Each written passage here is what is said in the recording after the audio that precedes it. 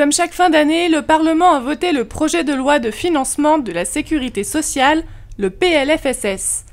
Il établit les dépenses et les recettes de notre système de santé et de retraite pour l'année suivante. En 2012, place à la rigueur. Le gouvernement a fait voter une série de mesures pour faire des économies, comme la baisse des prix de certains médicaments, la baisse des tarifs de radiologie et de biologie, ou encore la baisse des indemnités journalières en cas d'arrêt maladie, baisse limitée au salaire supérieur à 2 500 €.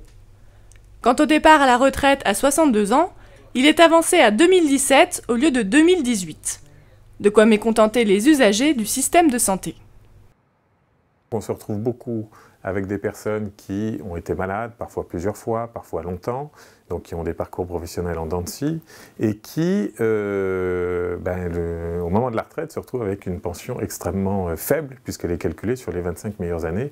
Et quand on est malade régulièrement, 25 meilleures années, elles ne sont pas toujours excellentes d'un point de vue financier. C'est particulièrement chez les seniors, les plus de 50 ans, que les arrêts maladie explosent. Et que donc, et c'est lié à quoi? C'est lié à la pénibilité au travail, notamment, pas uniquement, mais notamment au fait qu'à partir de 50 ans, les conditions de travail sont quand même compliquées, difficiles, et que toutes ces questions-là, finalement, ne sont pas prises en compte suffisamment dans la réforme des retraites. Le gouvernement a fait voter plusieurs mesures pour faire entrer l'argent dans les caisses. Et parmi elles, le doublement de la taxe sur les complémentaires santé.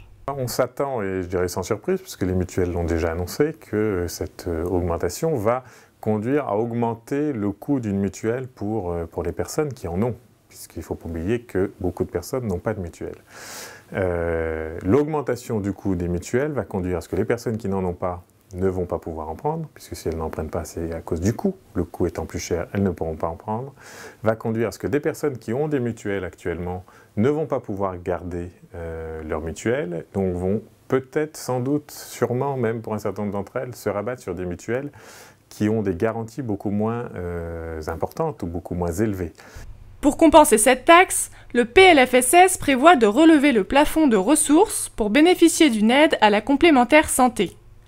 Pour les associations de patients, ce n'est pas suffisant. Ça ne peut pas vraiment être compensé. Enfin, la hausse de la complémentaire santé est une bonne nouvelle, puisque c'est un dispositif qui ne décolle pas vraiment et qui permet aux gens d'avoir une complémentaire. Mais il y a un système de seuil qui fait que finalement peu de personnes en ont, et parce que les seuils sont fixés de manière trop basse. Donc on va là augmenter un peu. Nous, on aurait forcément préféré que ça soit beaucoup plus pour avoir vraiment une marge de population beaucoup plus concernée. Et là, je crains que finalement, ça ne va servir qu'à compenser, et encore pas complètement, la hausse des mutuelles.